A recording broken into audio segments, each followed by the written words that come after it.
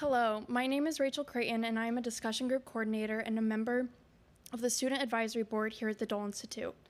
Welcome to the Dole Institute of Politics, and thank you for attending today's program.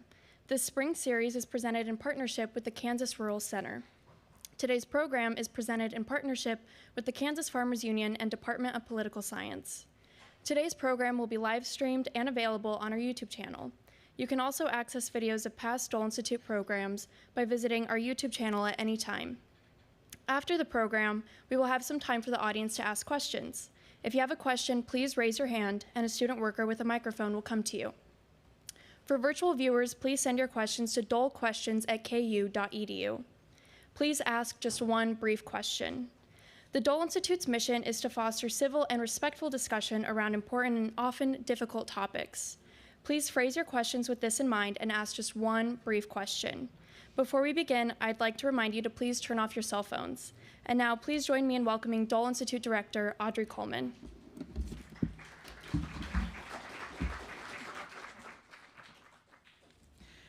Thank you, Rachel, for that wonderful introduction. Good afternoon, everyone. Welcome to the Dole Institute. Thank you for choosing to spend your Tuesday afternoon with us here for this wonderful and very interesting conversation.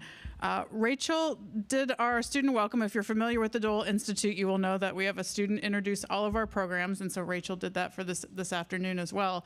But one feature of this discussion group series that we're about to embark on, there are several features that are really important, and I'm particularly excited about. Rachel and her colleague Brendan Bengelin worked with our fellow Karen Willey to develop this series with the Student Advisory Board. That's the first time we've done that here with a discussion group and a residential fellow who designed this program over the course of the last fall, and now we're here to deliver it to you today. So really thrilled with that experiment, and it's been a really wonderful opportunity for our Student Advisory Board members here at the Institute.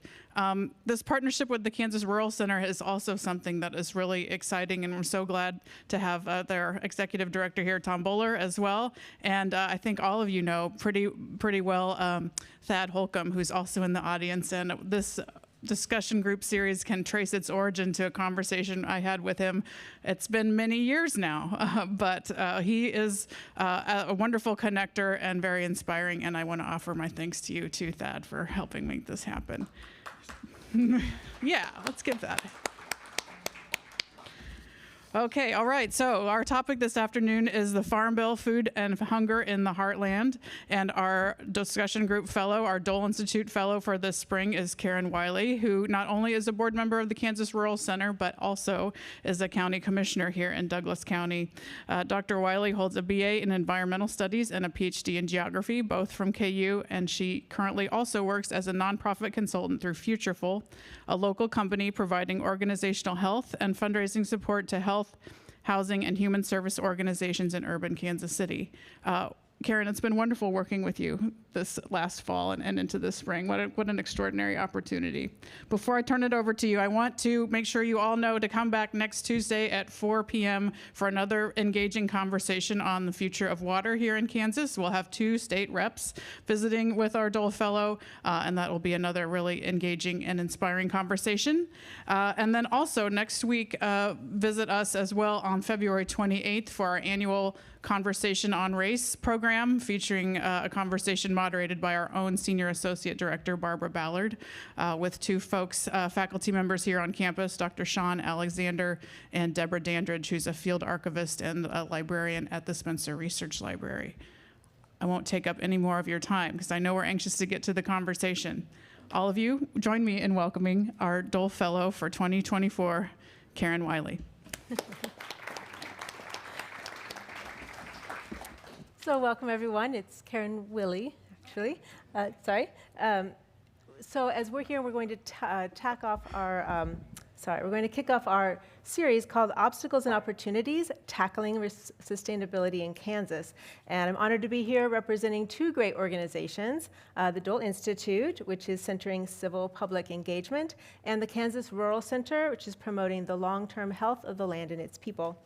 So we're diving into this series on sustainability and starting with the Farm Bill. That's to recognize that the fate of our working lands, our farms and ranches, that feed us determine the wealth and health and power of our nation. So Kansas is a logical crucible for these conversations. We are the 5th largest state in terms of assistance from the Farm Bill.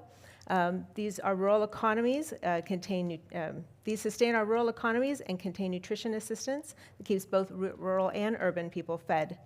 The Farm Bill is the single largest source of federal funding for voluntary private land conservation, but it also incentivizes farming practices that can value short-term yield over long-term health of the land.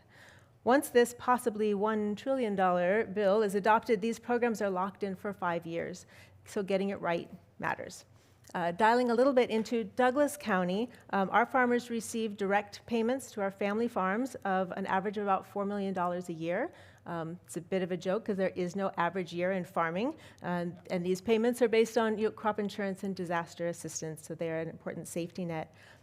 Last year, here in Douglas County, young families redeemed $1 million worth of food assistance at our local grocery stores in Lawrence and Baldwin and Eudora.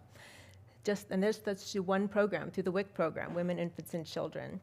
So these are huge for our economy in Douglas County, and some of our counties in western Kansas receive 6 times the benefits from the Farm Bill.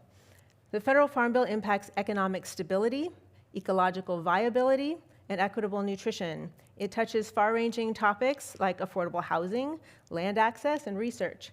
The problem isn't how to connect with the Farm Bill, but how to advocate for the pieces that we care about in a bipartisan bill of this size and be heard. So I'm very grateful for our guests this evening who will be making sense of this monster and point to ways that we can engage in the conversation as it unfolds for the upcoming federal Farm Bill. So with me are Nick Levendofsky, Executive Director for the Kansas Farmers Union, and Zach Helder, Senior Agricultural Advisor to U.S. Representative Sharice Davids. So thank you both for being here. Thank you, Karen. Can you tell us a little bit about your background, how you got to your current position, and how your work intersects with the Farm Bill? Who would like to start? Go ahead, Nick. Okay, all right. So my background, I grew up in north central Kansas in Republic County. Anybody know where Belleville, Kansas is? Yeah, there's some Belleville affiliates out there. I grew up on a family farm there. We had a dairy up until 1988. Quit that when I was 3 years old, which I think was pretty good timing. I didn't have to worry about milking cows, but just your run-of-the-mill average family farm. Corn, beans, sorghum, milo, alfalfa, and beef cattle. And my mom taught school because we needed health insurance because Dad farmed. So, which I think was pretty normal for a lot of folks in that area, especially in rural Kansas. Graduated from Belleville and then went on to K-State and immediately found myself in the Farmers Union, Kansas Farmers Union, as an active member. Then became a staffer there for some time, 2011 to 2015 on staff with KFU, spent some time in the Capitol in Topeka, and of course back and forth to D.C. off and on through the years. Then I got the chance to go to Wisconsin Farmers Union, so I was based in Madison doing government relations work for them there. Then I was out in Denver working for Rocky Mountain Farmers Union, covering the 3 states of Wyoming, Colorado, New Mexico, back to Wisconsin to work in GR again, then back here to Kansas as executive director. So I feel a bit like a baseball player. I've been traded a lot within the Farmers Union world, but it's good to be home in Kansas, and it's good to be here today. Thank you. Zach? Well, thank you all for having me, and Nick, thanks for being here. Not unlike you, a bit of a traded, weird baseball player, moved around a lot, but unlike Nick, I'm not a farm kid. My dad was, and so I sort of grew up more on that bridge between the rural and urban worlds, which I think, or at least I like to think, is an important perspective right now, as it feels that it's harder and harder sometimes to reconcile the politics of those two worlds, even when they're as close together as they are in Kansas, for instance. So I came in contact with farm policy first through sort of pure play democratic politics here in the state. But I think anyone who spends time with, I'm being told to, or gestured to speak up. So anyone who spends time with Kansas politics, I think, instantly understands the significance of the farm economy to our state, to our way of life, and to our culture here in Kansas. And so by the time I was Barbara Bollier's political director in 2020, I thought it was really important for Democratic candidates up and down the ballot to be well-versed in farm policy and to be really deliberate about reaching out to rural communities and not expecting them to come to us. So by the time of that campaign, I kind of figured, if I just worked on farm policy the rest of my life, be pretty happy.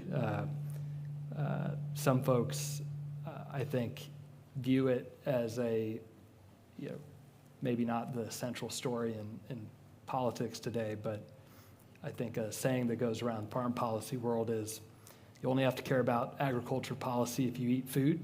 So, which I do, so I care. And following that campaign, I went back to school, and while this most recent farm bill came up, Representative Davids asked me to come in to help try and bring this bill over the finish line. And I've actually been splitting time between grad school and my work with Representative Davids. And in grad school, of course, I also work on agriculture policy issues. And as I think we'll get a chance to discuss a little bit, a lot of my work is focused on the Russia-Ukraine war and its effects on global agriculture and on U.S. growers as well. So I've bounced around a lot of places, but I think at the end of the day, food and agriculture policy, as important as it's always been, I think we're at a real inflection point, and there's a lot that's changing about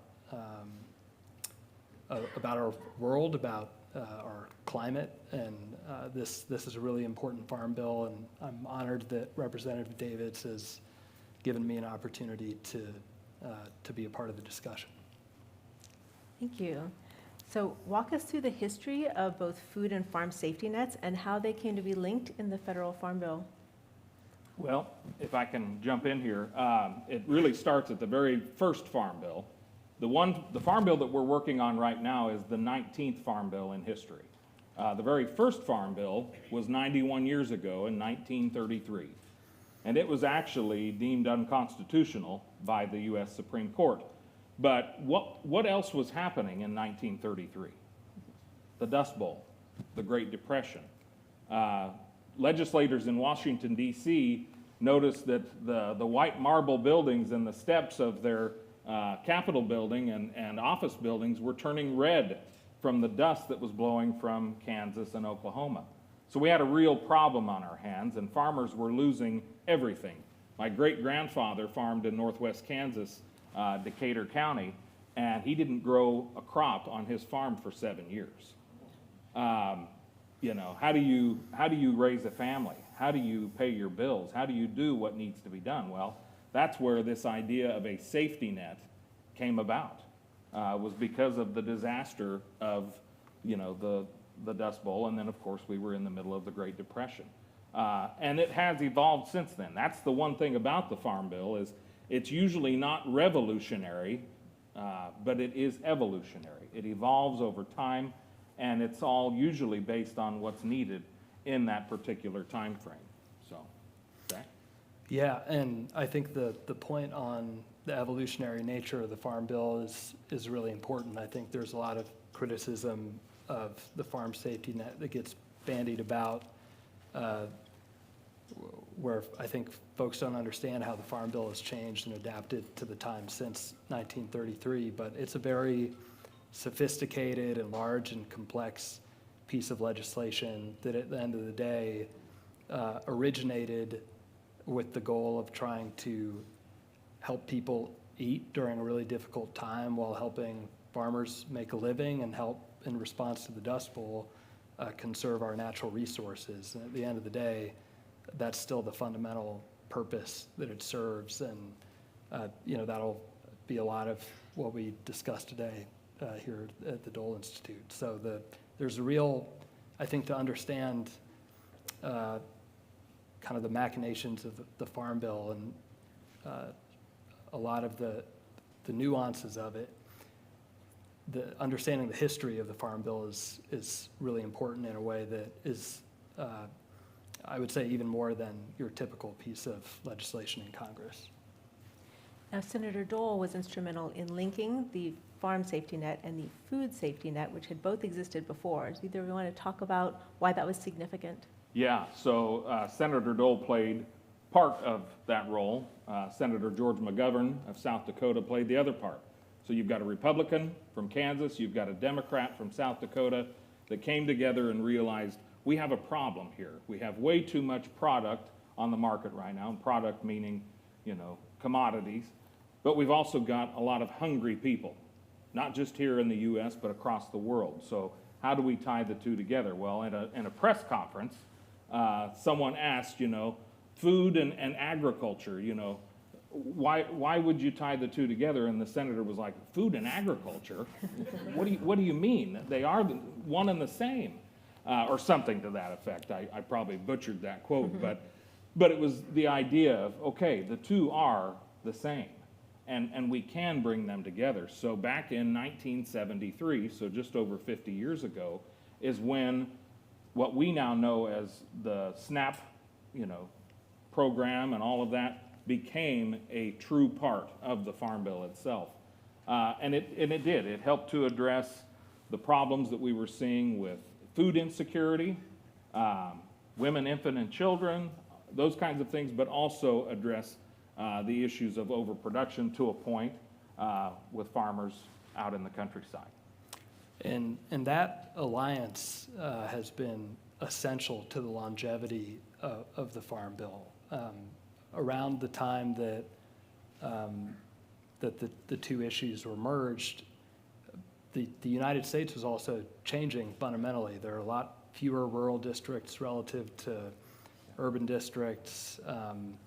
And as Nick noted, you have this huge surplus disposal problem because we got really good at making a lot of food. And to his earlier point about an evolutionary Farm Bill, the policy that we had in place meant that in addition to our efficiency gains, the price incentives that farmers had, we were making much more food than Americans could possibly consume, but then you also had this sort of grotesque outcome where there's still a lot of really hungry people in the United States that couldn't afford food. And so you want to create a means for solving that problem. And because we merged those two issues together, it is a bill that affects all Americans in a really significant way, and no constituency can sort of simply dismiss the Farm Bill as being not relevant to them. As fewer and fewer people are involved in production agriculture, I think the way the Farm Bill is set up helps remind people that we owe the folks who are working on farms, a considerable debt of gratitude for the work they do to make sure that we can have an abundant and nutritious food supply, and their work in conjunction with the policy choices that we've all made as Americans also helps feed hungry people in the United States, and through our foreign aid programs helps feed hungry people abroad. So you'll hear a lot of talk about, supposedly trying to put the farm back in the Farm Bill or trying to re-separate out the nutrition programs from the commodity programs, but for a very, very long time, and in part because of Senator Dole's leadership, those two things have been very deliberately considered as one package. So funny enough, I ran into Senator Roger Marshall on Thursday. He attended our Douglas County Conservation District annual dinner. And I did ask him when we might expect a Senate version of this bill.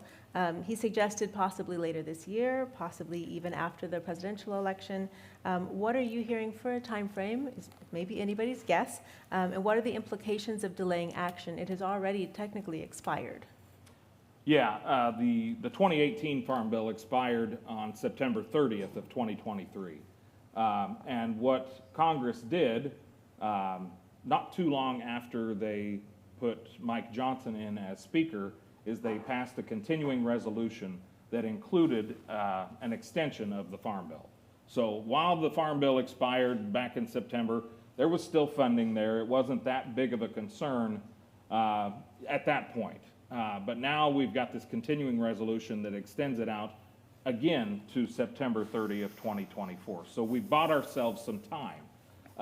And honestly, the last time we passed a farm bill on time was in 2002. So we're kind of par for the course, so to speak, when it comes to this. That doesn't mean we should continue going down that path, because now what are we in? Well, it's an election year. And everybody is back and forth, mainly back home in their district every chance they get, because they're either running for re-election or they're running for higher office or they're running for president. And when you allow a piece of legislation of this size that is truly bipartisan in fashion and has to be anymore because of such tight margins in the House and even tighter margins in the Senate, it has to be done in a bipartisan fashion. We have to be able to work together across the aisle to pass large pieces of legislation like this. And unfortunately, in an election year, we get further and further and further apart. So my thought is, if we don't see something very soon, if we don't see some language coming out of these committees, I heard today maybe the House would drop their language soon, within the next few weeks, the Senate would follow. Really, they've got to get it passed and through all that process, which I hope you all picked up one of these to see what that process is. I don't think you can do that in 6 or 8 weeks. I guess anything's possible, but I don't see it happening in the first quarter of this year. I don't see it happening in the second quarter. I don't see it happening, period, in 2024. Until we know how things shake out in November, I think we are going to just continue to ride this out, and then there will be another extension, of course, at some point toward the end of 2024. That's me looking at my crystal ball, but Zach, you may have other thoughts. Yeah, well, I mean, for all the structural and political reasons that Nick alluded to, passing a farm bill is already really difficult to do, even not in an election year, and we're in an election year, it's difficult. I do think, and Rep. Davids says this all the time, for as challenging as our political environment can be, there's a lot of serious work that still happens in Congress that, it's a little less sensational, you're going to get a little less reporting on it, but there's, I think, a serious appetite among the people that really do their homework and care about farm policy to try and update this bill reasonably within the time that a 5-year farm bill cycle is supposed to lay out. And I know Rep. Davids, as she's been continuing to tour her district and meet with farmers across the district and stay in touch with folks. And, Nick could certainly speak to this given his membership, but I think there's a real sense that a lot has changed in agriculture since 2018. We had a global pandemic that rocked our supply chain.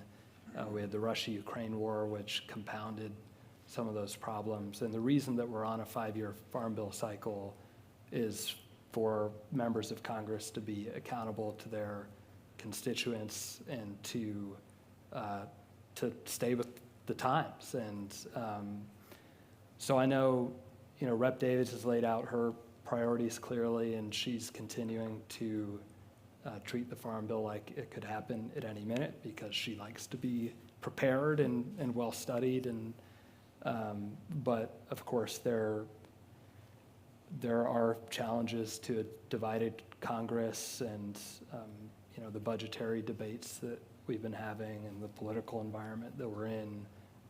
So it may be difficult, but I know there's a lot of folks on the Hill that would still really like to get this done and are eager to still try. So quickly run us through who are the key players in developing a farm bill, and how do our Kansas delegates fit into that? Certainly. So, of course, the House and Senate Agriculture Committees is where it all starts. But the chairs and the ranking members of those committees are the key players. So over on the Senate side, you've got Debbie Stabenow, a longtime senator from Michigan. This is, I think, her third time as chairwoman of the Senate Ag Committee. She worked very closely with Senator Pat Roberts when he was chair and ranking member. So she's got the cred. She wants this. This will be her last farm bill because she's retiring. She wants to be able to get it passed in time. Her ranking member is Senator Bozeman out of Arkansas. So you've got someone from the northern Midwest. You've got someone from the South on her right. And then you've got over on the House side, G.T. Thompson of Pennsylvania is the chairman. And then the ranking member is David Scott out of Georgia. So again, you've got a chair up in the Northeast and a ranking member in the South. So that plays into the politics, too, of the Farm Bill. You've got to think about who they represent, who their constituents are, the farms, the farmers, and all of that, what's grown in their respective states, because that plays into a lot of this as well. So, Zach, I'll let you hit on the players here in Kansas. Yeah, well, and to Nick's point, one of the really interesting things about the Farm Bill, and something I think that it attracts me to farm policy work personally, is a lot of the divisions in farm policy don't follow along sort of typical political lines. We stay in very close touch with Representative Mann's office on policy developments. The delegation, I think in general, is pretty good at communicating with each other about farm policy, because a lot of the sort of divisions end up being regional. You've got just not by any sort of particular logic, but just because of the way the Farm Bill process works, you've got, a pie to divide, and it's the job of any given delegation or any given, regional group of members or senators to think about, how can I advocate for my constituents and the producers in my districts or states to make sure that they're not getting a raw deal in this Farm Bill, and that it's a policy that works for my district. That's their job, and so I've really enjoyed the bipartisan work that comes by nature with that, and there's a number of bills that we've all worked on together. So I think on a lot of the substance of the Farm Bill, I think our delegation tends to be on the same page. We're all hearing a lot of this similar information from our constituents. But at the end of the day, we also have to operate within an environment that is defined by the players that Nick was talking about. So we've spent a lot of time thinking about what we'd like to see in a Farm Bill.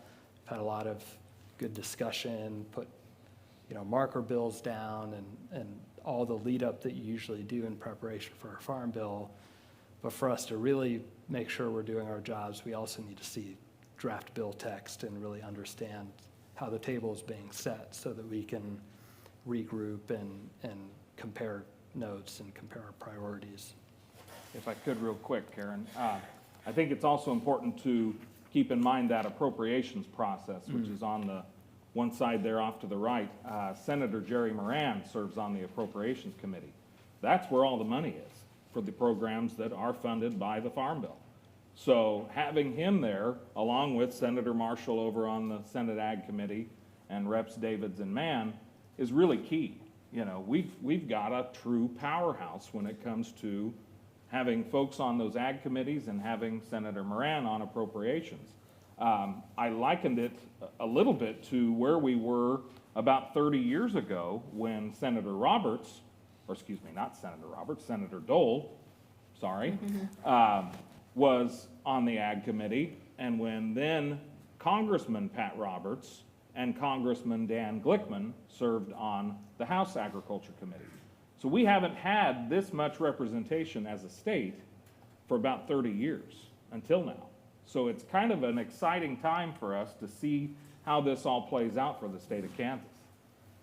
So moving into conversation about the economic stability pieces, the largest agricultural programs in the Farm Bill are tied to a very small number of crops. Why these crops, and of course, which ones matter most to Kansas? Certainly. So we all know what we grow here: wheat, corn, soybeans, your general commodities. And these programs are tied directly to that. And it matters a lot because this is what our state is known for. It's what we grow. But as I mentioned earlier, you've got Senator Stabenow up in Michigan. Well, what do her farmers grow? Well, there's a lot of specialty crops grown in Michigan. So those matter a lot to her. So there's a lot of negotiating at the end of the day. Senator Bozeman from Arkansas, there's a lot of rice and cotton and peanuts and cattle in his state. So everybody has a piece of that pie, I guess you could say, and so they're jockeying in a way for whatever matters most to them. So, yeah, and I mean, there's also, you know, agriculture is of course this huge umbrella. So there's the markets for all these crops, those covered by the commodity programs and those not, can be very different. And I think one of the challenges of having you know, omnibus legislation with statutory reference prices, you know, that you have to keep on top of is addressing all of these crops in sort of an optimal way. It is never easy, but I think we've done a good job of both supporting the production of row crops and safeguarding that safety net that growers need, that I think is often particular to the way that markets work for wheat, corn, soybeans, cotton, rice, a lot of the big covered commodities. But on the other hand, we've, I think, gotten better at expanding the crop insurance program to create more protection for specialty crop growers and to kind of get creative with the policy tools we have at our disposal to make sure that, you know, folks that are growing, you know, say a variety of strawberries for, you know, a thinner, more niche market aren't left out in the cold and have some kind of risk protection and risk management tools available to them. So, you know, as we expand our, you know, our concept of what kinds of agriculture are addressed by the Farm Bill, I think it's good to, you know, put our creative hats on and think about, you know, addressing, you know, it might not be the best approach, for instance, to have the same policy treatment for each crop because they just have different needs and need different kinds of safety nets. I'm reminded of a conversation we had in D.C. back in September. A local farmer here, Jill Elmers, Moon on the Meadow, yeah, she grows 63 different crops. Yeah. So when you have whole farm revenue protection, which is the crop insurance for specialty crops, that means you've got to have insurance for carrots, you've got to have insurance for peas, you've got, you know, on and on and on. It's not affordable and it's not accessible. We need to make it affordable and accessible for those specialty crop growers because that's the food that you and I eat. We're not eating the corn that's grown in Kansas, right? So let's take care of those farmers that are growing food for people. Let's talk a little bit about the commodity crops that are grown here and what happens to them. Well, sure, yeah. So, yeah, I mean, like Nick just said, we don't take corn off the vine and eat it, and, it has let's say,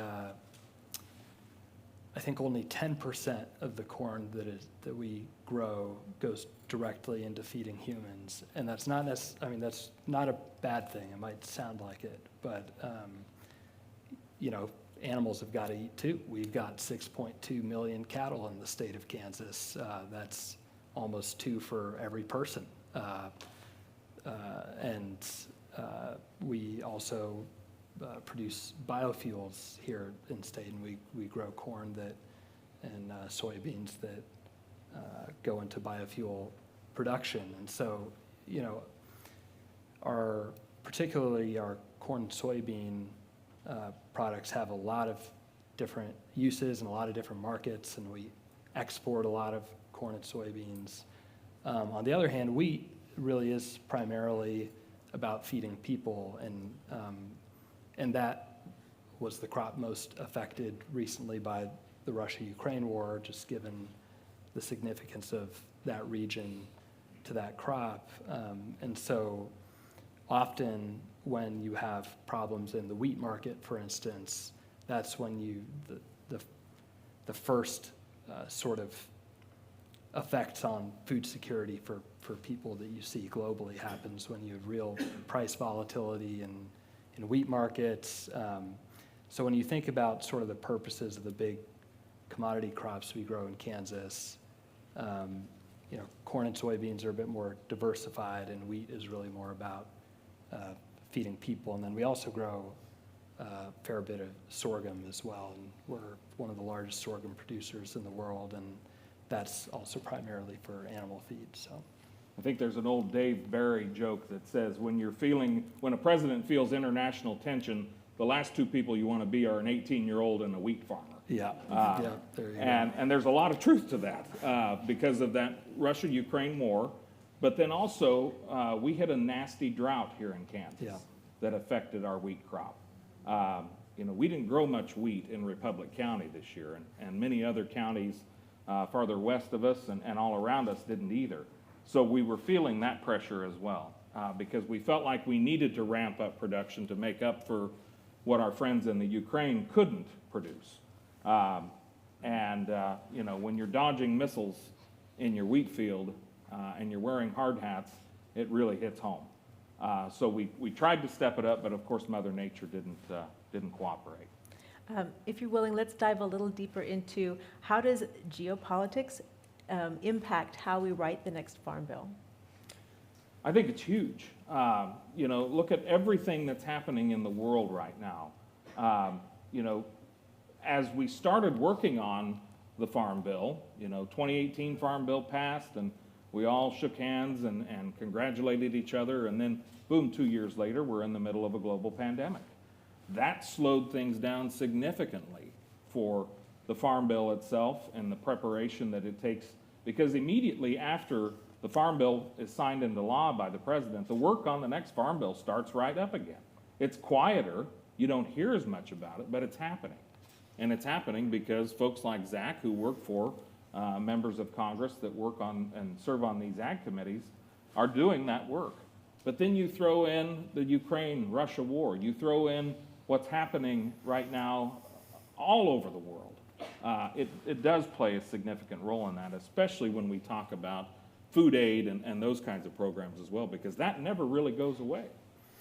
Yeah, so I lead a working group at Princeton where I'm finishing up graduate school that's separate from my work for Rep. Davids, and we've the purpose of our group has really been to explore this very question deeply, because I think it came as a lot of surprise to people just how this otherwise, regional war in a far-flung part of the world could have such an impact, not just on producers and and on markets for wheat, but on people's day-to-day lives in the form of food price inflation.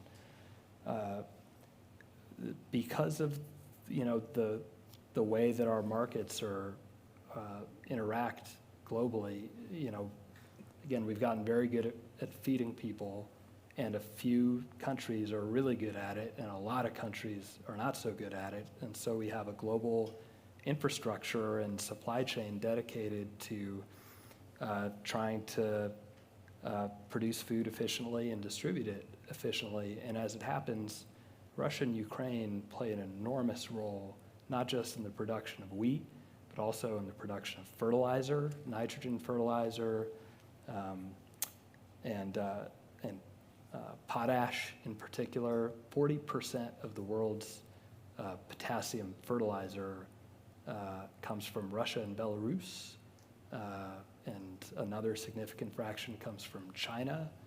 And so, these are non-substitutable minerals and chemicals that we need in order to feed the world. And as the international environment becomes more fractured, as our differences with other nation states become more sharp, a lot of these issues that we didn't have to consider before become very important. How are we going to secure significant or sufficient quantities of fertilizer? How are we going to respond to a gap in the wheat market if Ukraine's entire production goes offline for several years because they're blockaded in the Black Sea and their granaries are being bombed, right? Like, these are things that affect all of us. And in 2018, when the last Farm Bill was written, none of this had happened. We didn't have the opportunity to consider those questions, which brings us back to why it's so important to consider a Farm Bill every 5 years. So let's switch a little and talk about ecological viability. As a first-generation farmer myself, and I raise grass-fed beef cattle, I've taken advantage of the EQIP program, that's an environmental quality incentive program, to help me put in regenerative practices on my farm. Can you talk about some of the conservation programs in the Farm Bill, and are they helping, and what will change with the next bill? Certainly. So conservation is one of the bigger of the 12 titles in the Farm Bill. And that all came about, as I mentioned earlier, from the original Farm Bill of 1933, when dust was blowing off the fields, erosion was happening, and people said, wait a minute, we need to keep that soil where it is. We've got to hold that soil to the ground. So having programs like CRP and other wonderful programs, such as building terraces and building windbreaks and those kinds of things to keep that soil from going downstream or blowing in the air and all of that. The unfortunate part of that is they are so popular, so many people want to participate in these programs because there may be cost share involved where the federal government pays for a portion of it, or maybe they pay for all of it. They're so popular that we don't have enough money to fund all of these programs, all of the requests of these programs across the country. And that's happened here in Kansas. But it happens all over the place, unfortunately. And that's one area that we'd like to see more funding go toward so that we can be better stewards of the land that we have now, and that when we pass that land down to the next generation, that it's still there and that it is productive. Yeah, as Nick said, EQIP and a lot of our what are called working lands programs are just greatly oversubscribed. There's real demand among producers to enroll in these programs and to implement these practices, in part because they're often practices that without any help from the government, depending on the context and sort of the individual farm, can be very profitable long-term and a good investment in a producer's operation. But it is often a very expensive capital investment to change practices, and that's why these programs are popular and work well. And the IRA, the Inflation Reduction Act, provided a lot of new funding for both to supplement EQIP and other working lands programs, and also to implement new climate smart practices. So as we've had sort of a budgetary debate about how are we going to fund changes to the Farm Bill, I think for some folks it's really tempting to look at that new funding from the IRA that's going towards these oversubscribed programs and say, like, well, what if we just moved a little here, moved a little there? And Rep. Davids and many others have been clear that given the demand for conservation funding, and of course the moment we're in as a country and a world facing a climate crisis as we are, it's really important that this funding be preserved. So in Douglas County, prior to about 2011, we were bringing in about $400,000 a year for conservation programs from the Farm Bill. That's down to about a quarter of what it was. Anecdotally, when I look around, I see lands that are being brought out of CRP, which is the Conservation Reserve Program that's planting marginal lands to native grass, coming back out of that and into production. So what are some of the changes that fuel that, and is that something that can be addressed? Certainly, and I think the market at the end of the day is what drives a lot of that. When corn prices went through the roof here a number of years ago, you started seeing a lot of that marginal ground, pasture ground. I can't tell you how many people I saw back home pulling fence posts out of pasture that had been native prairie for years, since the beginning of time, and they were planting corn on it. It's like, what are we doing here? Well, then eventually, what happens? Well, the bottom falls out of the market. And here you are left with still pretty marginal ground. Yeah, you can dump a lot of fertilizer on it, you can dump a lot of potash or whatever on it, but it's still gonna be marginal ground. And I think it's important for us to recognize that we are overproducing. We are overproducing to the point that that's why a lot of times our markets are the way they are, when prices are as low as they are, because there's too much. We're too good at what we do as farmers. And maybe we should pat ourselves on the back because of productivity and yields and all that, but I don't think so. I think we need to do a better job of taking care of the land. And by taking care of the land through these conservation programs, that means that we're gonna have better yields down the road. And we're going to have a better environment down the road.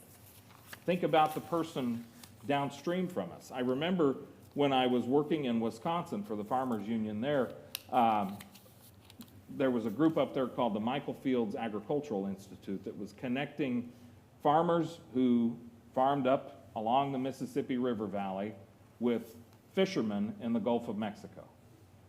And bringing the two together, realizing that the dead zone in the Gulf was because of the fertilizer that was being distributed across fields and then running down the Mississippi and eventually ending up in the Gulf. So bringing those farmers together, connecting them and saying, hey, we have a problem here. We've got problems in the upper Midwest where we need to keep that soil here, we need to keep those nutrients here, but we also have a problem in the dead zone where these fishermen are trying to eke out a living. So let's come together. And it's worked out fairly well. But, it's going to take a lot more meetings like that and influencing policy in the Farm Bill to make those big changes. Yeah, I don't have much to add other than, to Nick's point, a lot of the time when marginal land is brought back into production, it's a response to demand and to prices. And I think, thankfully we live in a time when we are now enjoying a lot of advances in agriculture technology and in conservation practices. And there is a way for us to, rather than bring marginal land back into production, to do better on the land that we have. Precision agriculture technology, it has enormous potential, and I know Rep. Davids is interested in finding a way to make that more accessible to folks that don't have a lot of capital on hand. And the other benefits of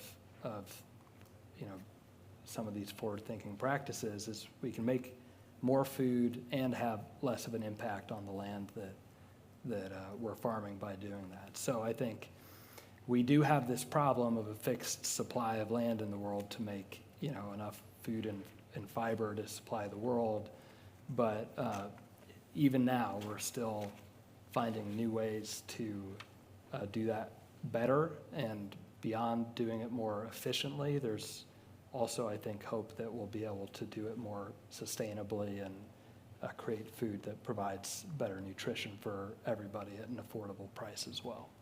Maybe a way to frame that, the goal for my farm is to grow food and support biodiversity. That's the critical need across all our working lands. Are there pieces of the Farm Bill that work for and against that goal that you'd care to speak to?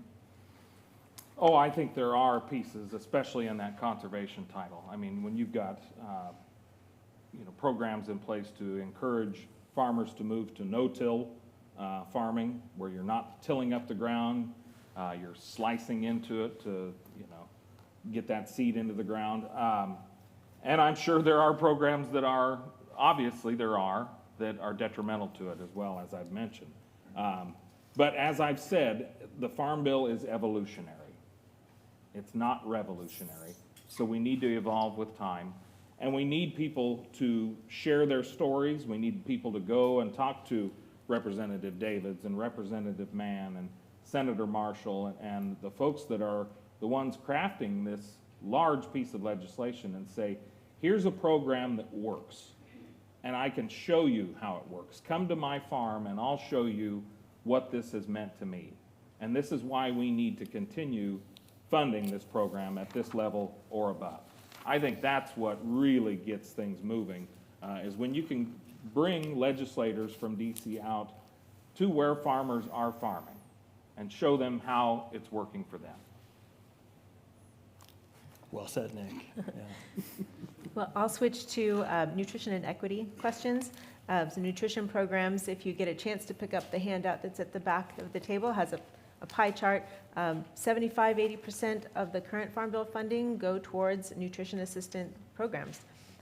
In Douglas County, SNAP recipients have decreased from about 2012, but we still serve about 5,000 of our neighbors through SNAP alone. That's just one of the programs, and about half of those are kids. So tell me about nutrition programs, their impact, and the value to communities. Certainly, as you can see there, that Title IV nutrition, it covers SNAP. What we know today as SNAP used to be food stamps, and a number of other programs. I know we mentioned women, infant, and children, and those kinds of things. There's programs for school lunches, all sorts of different food-related, nutrition-related, health-related programs. And their impact is huge. And we saw that especially when COVID hit. And everybody pulled back. We started working from home. We started learning from home. Schools were distributing food to the students at home. Instead of delivering kids to and from home and school, they were delivering meals from school to home in a lot of places. And I think the part for me that really stood out when we were in the middle of this pandemic, I had moved from Denver to Madison. And one Saturday, I drove to Mazomanie, Wisconsin. Anybody ever been to Mazomanie? Yeah, one person. Yeah, I'm not surprised. It's like 1,600 people. So little bitty rural town outside of Madison. And it was a Saturday morning, kind of drizzly, kind of rainy. And I saw this line of vehicles that just snaked through the town. And I thought, what's going on? It was the line for the food pantry. 3 blocks long. You saw pickup trucks, and you saw minivans, and you saw cars, and you saw young people, people with children, working families, disabled people, the elderly. Those are the folks that are the majority who benefit from this program. And it really hit home for me. You know, having been in that bubble of Madison and Denver, you know, and here I am, this rural kid that grew up in north central Kansas, and I didn't ever have to worry about whether there was going to be food on the table or not. It was just there. But these folks did. And it's like, okay, this is real. This is happening.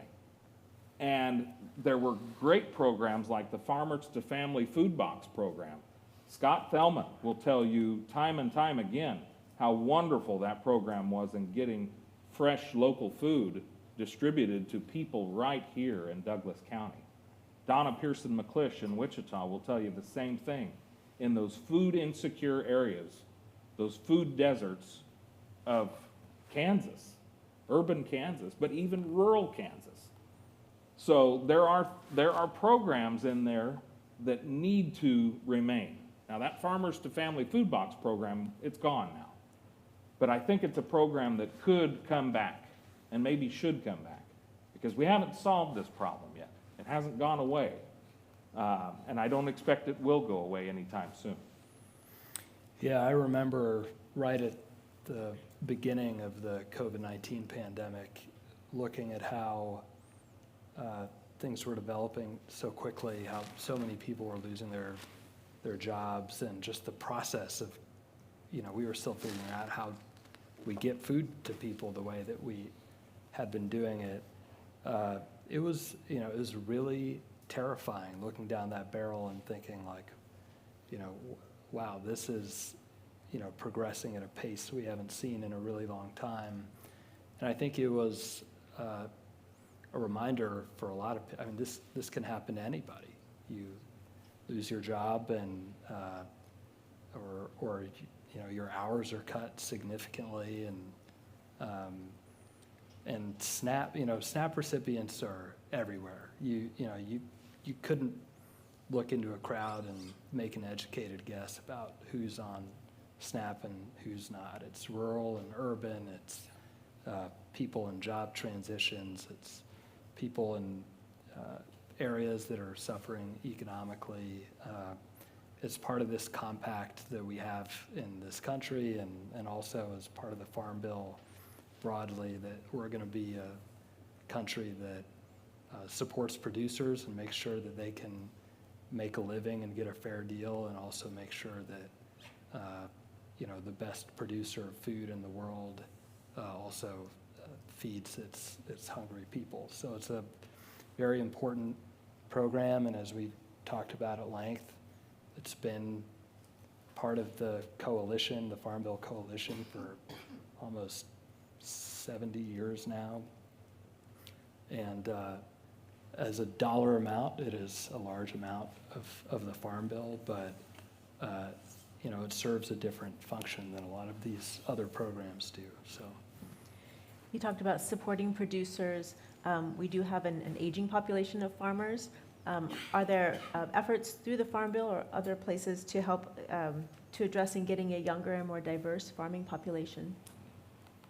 There is, but it's unfortunately it's packed away in the miscellaneous title, Title 12. So the catch-all. So there are initiatives for beginning farmers, socially disadvantaged farmers, farmers of color, all of that. I'd love to see that Title 12 get moved a little further up that list, honestly.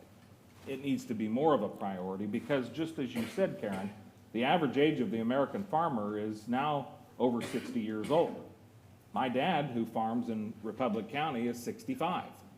He's a statistic now, if he wasn't before. But that's the reality. And you look around at our neighbors and how many of them have retired, and now the big guy, the big farmer down the road is farming their ground. It's very concerning because we're not growing enough new farmers to take up. But it's also extremely expensive to get into farming. When I started at K-State in 2003, Dr. Barry Flinchbaugh said it takes $1 million to get started in farming. Either that or you marry it, or you inherit it. And most people that inherit it aren't going to start farming it. They're going to hire the big farmer down the road to do it for them. And the ag census data just came out the other day, and we've lost farmers here in Kansas. We've lost farmers here across the country in the last 5 years. That's not good. We need to do more to encourage young people, especially, to get into agriculture. I am encouraged by the fact that we are seeing more and more veterans returning from their service who want to get into agriculture. Many of them came from rural areas. Many of them did not. But a lot of them are finding it to be a very therapeutic way of life, working with animals, planting things in the dirt, growing things, and that. I don't know if my dad would agree that farming is therapeutic most days, dealing with cattle and all of that, but it adds to the equation. So yes, it is difficult to get into cost-wise and all that, but we need to be focusing more attention on those programs for beginning farmers, socially disadvantaged farmers and things like that. And whether that's through loans or, grants, you name it, mentorship programs, I think it's very, very important. Yeah, Nick covered a lot there. It's been a really important and hot topic the last several years and also in the last Farm Bill about treatment for new and beginning farmers, because there is sometimes a disconnect between who inherits the land and the working capital to operate a farm and who's rearing and ready to go to do it. And even, and again, I'm just repeating what Nick said here, but even a few decades ago, it was still basically cost prohibitive to, say, I want to start a farm, and you don't have a lot of money put away because land is expensive. Harvesters are, we're talking about 9-figure payments now. It's not, your grandpa's IH tractor, it can be very expensive to operate a large-scale farm. And so, I know Rep. Davids is really interested in expanding the new and beginning farmers programs that we have and trying to think creatively about how we create a system that tears down some of these barriers to entry. And it's a difficult equation, but given the significance of the issue, I think we're going to be able to all put our heads together and over the evolution of this Farm Bill and the next, hopefully take a run at that. I would love to be able to dig in more to land access and equity questions, but we are getting close to our time. So in terms of sharing this work, how do you talk to people about getting engaged with the pieces of this legislation or other partners where they can learn more? Giving talks like this, I go all over. Thad, you had me come down here a few weeks ago and speak to your group. I'm always happy to share the background behind the Farm Bill, what it is, what it does, and how you can get involved in that. And how you can get involved is very easy. You can call your congressman or your congresswoman if Sharice Davids is your representative. You can call your Senator Marshall. You can call Senator Moran and express your thoughts on this, why it matters to you. They need to hear this because obviously this isn't going to get resolved in the next 4 to 6 to 8 weeks. It's going to be kicked down the road, the proverbial can. So you've got to get out there and you've got to talk about it. And it needs to be more than just Kansas wheat farmers that go to Washington, D.C. or Kansas cattlemen that go to D.C. It needs to be eaters too. It needs to be those folks who care about where their food comes from, how it's grown, who grows it, those kinds of things. That's important. You don't have to join an organization to do that. You're already part of an organization. You're part of the human race. So get on the phone or send an email or go to a town hall and bring this up because it is important to every single person.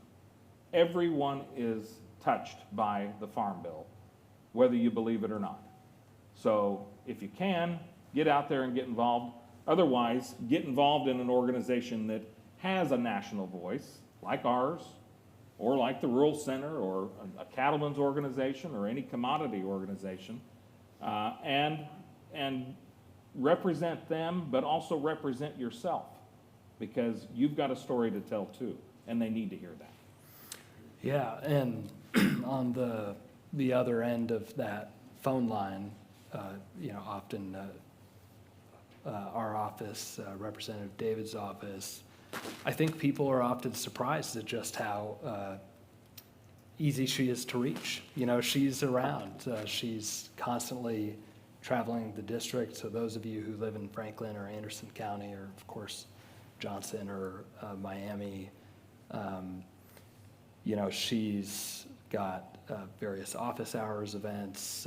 If you're in D.C., you can sign up for Donuts with Davids. There's, I don't know how she does it, because the amount of energy expenditure, the amount of people she meets. And she takes notes also. She's a very good listener, and that's, I think, what got her to Congress, is people see that when you're talking to her, she's not looking past you. And so if you do have something that you care about related to the Farm Bill while we're in the heat of this process, I think that you'll find that you may be surprised at how accessible our office tries to be, and making sure that there's avenues for your voice to be heard. This is our final question before we'll take some from the audience. The rest of this series is going to cover topics like water, energy, and climate. Can you just pick up any of those threads and kind of pull those back to the Farm Bill? I'm going to tie kind of all three together in a way, but mainly the water and climate side of things. I just signed up to go to Liberal about a month from now for the Ogallala Aquifer Summit that's taking place out there. Last summer, I was on the Kansas Geologic Survey's field conference, and you should be proud that they're here at KU. The Kansas Geologic Survey does phenomenal work for the state of Kansas. But to go out there to southwest Kansas, especially last year, where they were actually getting rain and seeing green pastures and green crops, was wonderful. But the Ogallala is a great, great concern. It should be, even for us here in Douglas County, because it is a finite resource, and we share it with many other states who depend upon it as well. Water is life, and as someone said at the interim water hearing last summer, or 2 summers ago now, that if we don't do something about this, we're writing the obituaries for small towns all across southwest Kansas. But you're also writing the obituaries for farmers and farms if we don't do something about it. So while last year might have been a good year and crops were good and things were good, ponds were full, it may not be that way this next year. It may not be that way for 7 years, like my great-granddad had to deal with. So we've got to be prepared for that, and I think it takes all of us coming together and working through compromise to address something as huge as that. In my opinion, the Ogallala is as big, if not bigger, than the Farm Bill. All these problems are deeply interconnected, and I think we can't afford to think of, when we're looking at looking down the barrel of climate change, we can't afford to think of these problems as sector by sector anymore. Instead, we have to ask questions about what we need to do. Well, we need to make sure that we can feed a growing world population at the same time that we decrease carbon emissions, right? Like, there are these thorny problems that can't be dealt with at an individual level, and we have to think of them as a systems issue. And so I think it's really valuable for the Dole Institute to be doing what it's doing and looking at all these issues in succession. And I hope that all the speakers try and sort of zoom out. I mean, I know I can be bad at this, zooming out of my, my comfort level and my area of expertise, and thinking, well, how do all these issues interact with each other, and how can we be smart and put our partisanship aside and think about how to, support our Kansans and small towns and farms in Southwest Kansas and the global community that's going to rely on us solving these problems. Thank you both. I think, Rachel, are you going to help us get to some audience questions? We will now take questions from the audience. If you have a question, please raise your hand and a student with a microphone will come to you. For virtual viewers, please send your questions to dolequestions@ku.edu. The Dole Institute's mission is to foster civil and respectful discussion around important and often difficult topics. Please phrase your questions with this in mind and ask just one brief question. We have some in front.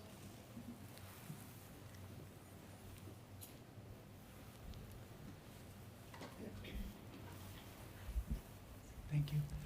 I wonder if the Farm Bill could be revolutionary instead of evolutionary. And we're draining the Ogallala for corn and soybeans to feed livestock. And the Farm Bill, in a lot of ways, rewards the status quo. How could it be more looking towards the future? I think the way to make the Farm Bill revolutionary is to change who makes the Farm Bill at the end of the day. And Zach helps to make the Farm Bill because, frankly, 20 and 30-year-olds run the world, run the country. But the folks that get elected are the ones who we see. We don't see the Zach Helders of the House Agriculture Committee. We see Rep. Davids, we see Tracy Mann and all that. So we've got to get people into office that understand these major challenges. And they've got to put some blinders on, so to speak, at times, and ignore the noise that they're hearing from some groups out there, because this is reality. The times that we're living in, whether it's geopolitical or whether it's in the Ogallala and Southwest Kansas or the infrastructure issues in Caney, Kansas, these are real, and we have to address them accordingly. So I think that's one way we can do that, is we have to get people into office that are going to do something about it. Unfortunately, we are in a time where Congress doesn't want to do a whole heck of a lot of anything. And that's both sides. So, and I don't, as I said earlier, I don't expect them to act much on this. Zach, do you have a different thought? I do. I have to provide another side to Nick's point. And the first one I'll provide is, I have to tell you, I've worked for several politicians, and Rep. Davids is definitely one that does her homework and stays on top of her stuff. But to Nick's point, there are a lot of folks who, they're a little bit more hands-off with the legislative process, but I've definitely enjoyed working with someone who's so smart and dedicated to the details. Now, on the point of the Farm Bill and its pace of progress, I think sometimes what we're working with is the politics of what's possible, and it's important to be able to work, have working relationships across the aisle and take stock of the issues that we have to solve in a given Farm Bill cycle, and work on those hand in hand, which is often why it ends up being, a more linear evolution than an exponential revolution. But I think while Congress sometimes doesn't have a whole lot of currency with the general public these days, if you look at the approval ratings of the institution, I think it's still, to be the glass half full guy here, I think it's still a place where ideas can be powerful and overcome some of the shortcomings of politics. And so for those of you out there who are advocates and thinkers and academics and farmers, sometimes I think some of these problems can be can advance really quickly when someone comes from outside of the institution and says, "Hey, here's a way that that we can do things that hasn't been tried that that you all should consider." But I think the challenge is always we're dealing with the bill that structures the economy that allows us to eat food and that underlies much of the rural economy across the country and in Kansas.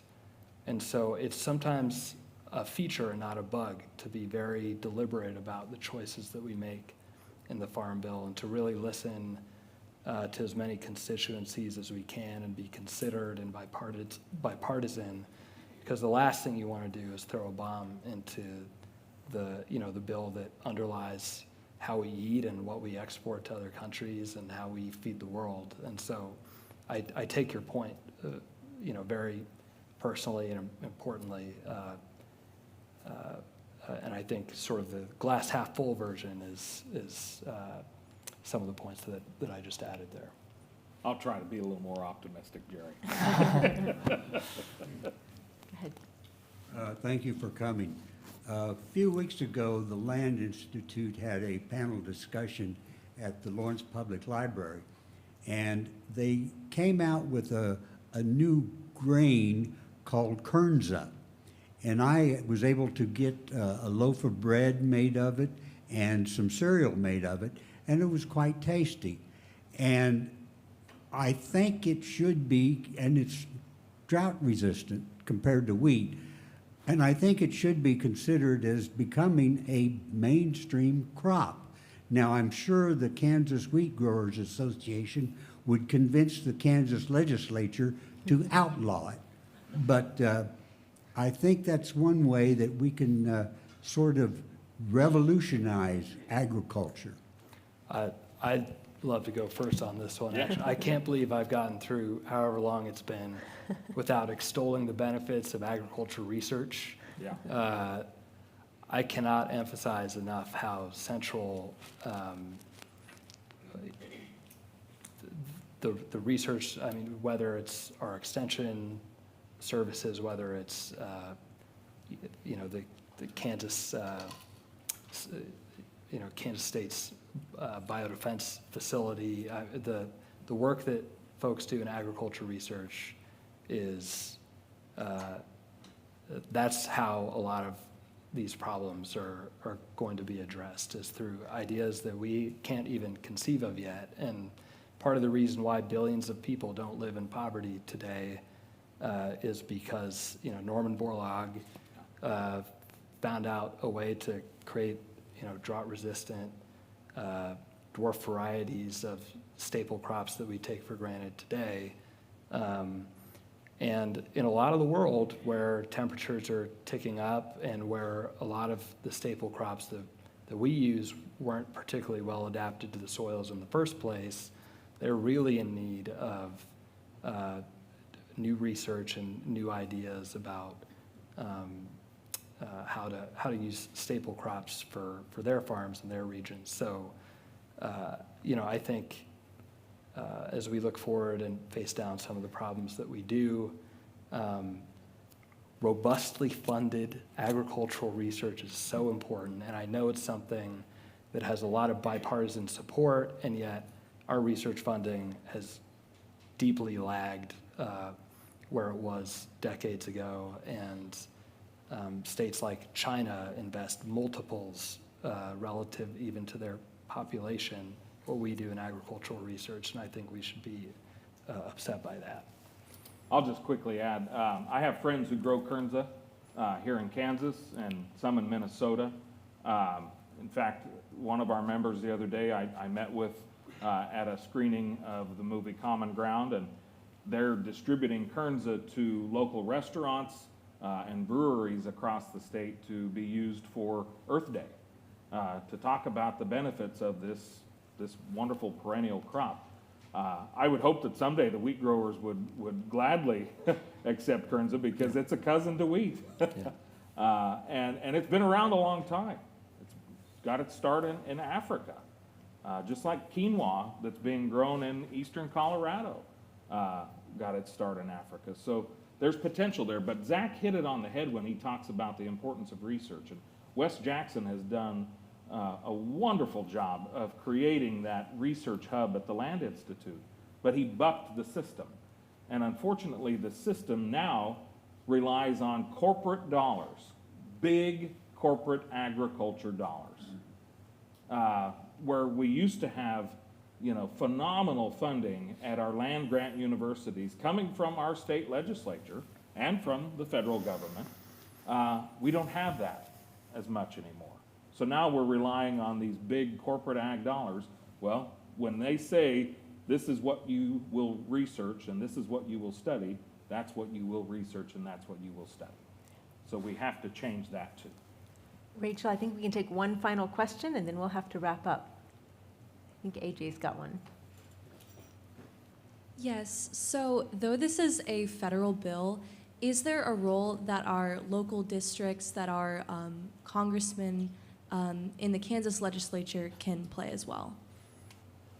That's a very good question, and I think there is, especially if you have a member of the Kansas legislature that serves on a, agriculture committee, or maybe health and human services committee, those kinds of things, because those dollars trickle down. It's about the only way trickle down works when you think about it. And so they are the ones that are doling those dollars out when it comes to some of these state programs. So it's important for you to have those conversations, whether they're in session in Topeka right now or whether it's when they're back home in their district, talking to them about how important it is. I think that's a very good point, and I hadn't thought about that until you mentioned it, but I think that's a very good thing to address. Yeah, Nick touched on some of this, but the higher ed budget folks, they could put more money into agricultural research and support our institutions of higher education more strongly. Water policy is a state level issue, and a lot of our water conservation concerns have to be addressed by state legislators.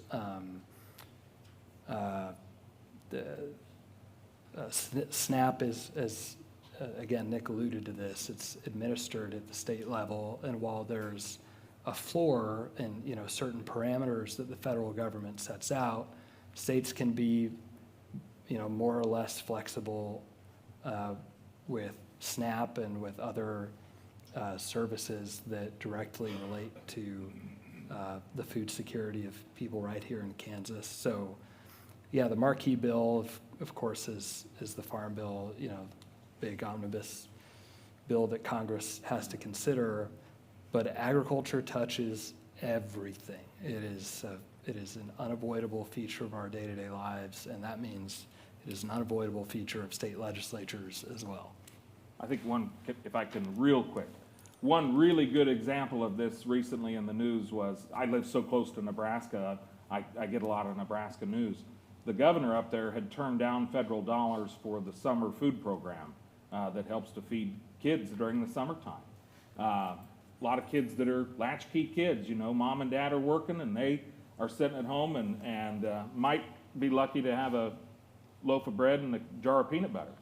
But it's good, nutritious, hot, healthy food that they can have access to in the summertime, and he turned the money down. Well, people in Nebraska banged on the door and called him and sent emails and said, this is important to us. And he caved, and he said, all right, we'll do it. So that's a perfect example right there at the very top of state government where people said, this is a program that we rely on, it's important to us, here's why we think you need to do it, and it worked. I hope you all will come back next Tuesday and join us to talk about water. We have a program called Sink or Swim, the Future of Water in Kansas. And we will have two of our state reps, Lindsey Vaughn and Kenny Titus, to come and talk to us at that time. I'd love for you to join me in thanking, first of all, Rachel Creighton for monitoring us here, Braden Bangalin, who is not able to be with us, but is the other student who's been helping to coordinate this program, Director Audrey Coleman, and of course, our two speakers. So thank you for being here.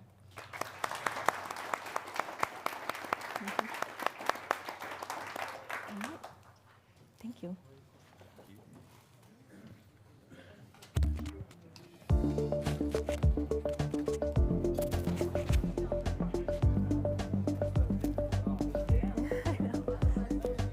Thanks, guys. This is really great.